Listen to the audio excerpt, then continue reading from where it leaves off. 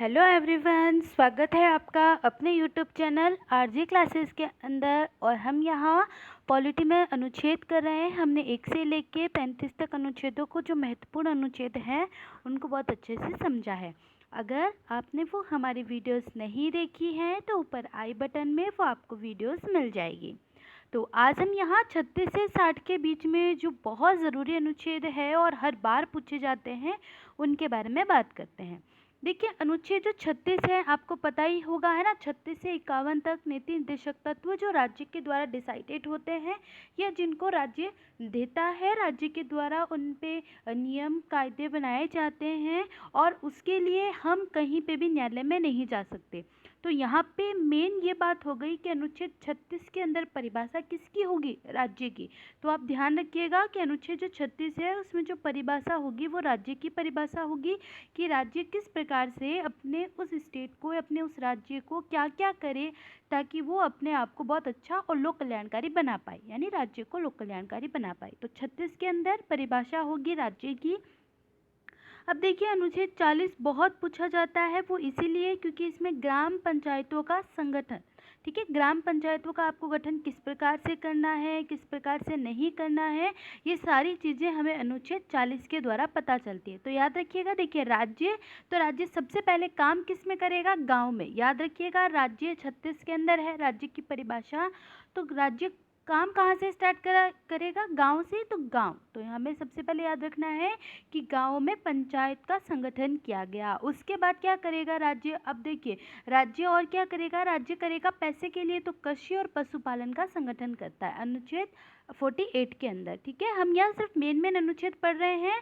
नीति निर्देशक तत्व जब हम पढ़ेंगे तो उसके सारे अनुच्छेद 36 से 51 तक कंप्लीट करेंगे। तो देखिए, अनुच्छेद 48 यानी कि 48 हमें ये बताता है कि कृषि और पशुपालन का संगठन किया गया।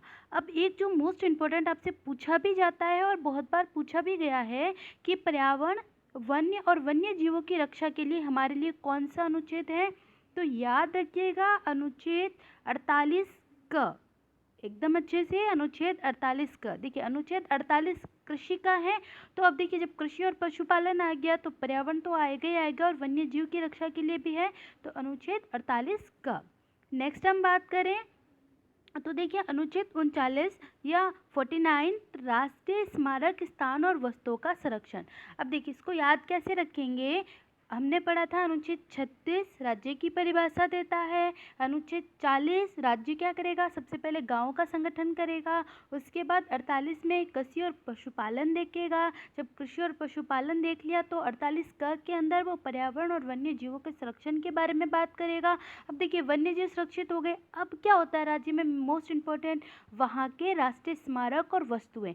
तो 49 के अंदर वो राष्ट्रीय स्मारक और वस्तुओं का संरक्षण करेगा। याद रखिएगा, 49 के अंदर हो जाएगा हमारा राष्ट्रीय वस्तुओं का संरक्षण। अब 50 के अंदर देखिए, कार्यपालिका को न्यायपालिका से पृथक, मॉन्टेस्क्यू का जो पृथक्करण सिद्धांत है कि कार्यपालिका को न्यायपालिका से पृथक कर दिया जाए, बहुत बार पूछा गया है, आपसे घुमा के पूछा जा सकता है। अनुच्छेद 50 किसको किससे अलग करता है? तो हमें याद रखना है कि कार्यपालिका को न्यायपालिका से पृथक्करण दिया गया है कि कार्यपालिका और न्यायपालिका अपने अपने स्तर पर काम करेगी। कार्यपालिका न्यायपालिका में किसी भी प्रकार का हस्तक्षेप नहीं करेगी। अनुच्छेद 51 जिसमें अंतर्राष्ट्रीय शांति और सुरक्षा के बारे में बताया गया है। और अनुच्छेद 51 का जो बहुत बार पूछा जाता है, मूल कर्तव्य, कि इसमें मूल कर्तव्य जो हमारे बताए गए हैं। अब हम आगे बढ़ते हैं। देखिए, अब जो अनुच्छेद हमारे सामने आएंगे वो राष्ट्रपति के अनुच्छेद हैं, यानी भारत का राष्ट्रपति कैसा होना चाहिए, उसकी शक्तियाँ क्या है, निर्वाचन पद्धति, इन सभी से संबंधित ये अनुच्छेद बहुत इंपॉर्टेंट हो जाते हैं। अब देखिए, भारत का राष्ट्रपति, राष्ट्रीय है पति, तो 52 में याद रखिएगा, राष्ट्रीय और पति। देखिए, राष्ट्रीय और पति में ही 5 है। राष्ट्रपति पूरा अगर हम नाम लिखते हैं तो क्या आता है? देखिए, 5 ये आते हैं ना, 5 1 आते हैं, तो आप इसका 5 याद रखिए, ठीक है। और वो है किसका? तो भारत का है, तो भारत यानी भारत माँ का है, तो 52। बस हमें ट्रिक से याद रखना है, इसके साथ आपको सारे राष्ट्रपति के अनुच्छेद याद हो जाएंगे। तो 52 के अंदर है भारत का राष्ट्रपति। अब राष्ट्रपति बना है तो सबसे पहले उसे संघ की शक्तियाँ चाहिए, तो शक्ति होनी चाहिए, तो 53 के अंदर आ जाएगी संघ की शक्तियाँ, यानी उसके पास कौन कौन सी शक्तियाँ हैं, तो संघ से संबंधित जितनी भी शक्तियाँ हैं वो राष्ट्रपति वहन करता है। अब 54 के अंदर देखिए राष्ट्रपति बनेगा क्या, निर्वाचन करना होगा, तो निर्वाचन 54 के अंदर। 55 निर्वाचन की रीति यानी पद्धति हम कहते हैं, यानी निर्वाचन की पद्धति, कैसी पद्धति होनी चाहिए राष्ट्रपति के लिए, देखिए 52 का राष्ट्रपति, 53 शक्ति, 54 निर्वाचन, 55 राष्ट्रपति के निर्वाचन की रीति। आगे हम बात करें तो देखिए 56 के अंदर आ जाएगी उसकी पदावधि। पदावधि यानी कि वो कब तक अपने पद पर रहेगा, 5 वर्ष के लिए, कितने वर्ष के लिए, मान लीजिए आपातकाल लग गया तब राष्ट्रपति हट गया, ये सारी चीज़ें 56 के अंदर आ जाएगी। 57 के अंदर आ जाएगा पुनर्निर्वाचन के लिए पात्रता, कि क्या राष्ट्रपति एक बार बनने के बाद 5 साल उसने अपना कार्यकाल कर दिया तो क्या वो वापस से राष्ट्रपति बन सकता है, तो उसके लिए 57 में बताया गया है। 58 के अंदर राष्ट्रपति निर्वाचन होने की अहंताएं, यानी कब क्या करना चाहिए राष्ट्रपति को निर्वाचन के लिए, उसको कौन कौन से स्किल्स से गुजरना है, ये सारे हमें 58 में बताया जाता है।